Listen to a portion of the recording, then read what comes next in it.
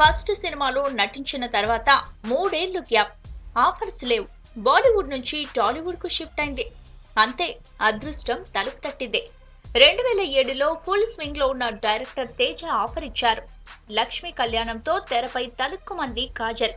అంతే, 10 ఏళ్లు వెనక్కి తిరిగి చూసుకోలేదు. ఫస్ట్ టైం తెరకు పరిచయం చేసిన డైరెక్టర్ మూవీలోనూ మళ్లీ నటించలేదు. మళ్లీ ఇప్పుడు తేజ డైరెక్టర్ గా రానా కాజల్ జంటగా ఓ మూవీ తెరకెక్కబోతోందట. రానా గ్రీన్ సిగ్నల్ ఇవ్వడమే ఆలస్యం. కథకు మరింత పదును పెడుతున్నాడట. హీరోయిన్ గా రానాకు జోడీగా కాజల్ ను ఫిక్స్ చేసుకున్నాడు తేజ. చాలా ఏళ్లుగా ఖాళీగా ఉన్న తేజకు రానా అవకాశం ఇవ్వడం హాట్ టాపిక్ అయింది. ఇటీవల పెద్ద హీరోలు ప్రస్తుతం నడుస్తున్న ట్రెండ్స్ పై కాంట్రవర్సీ కామెంట్స్ కూడా చేశాడు తేజ.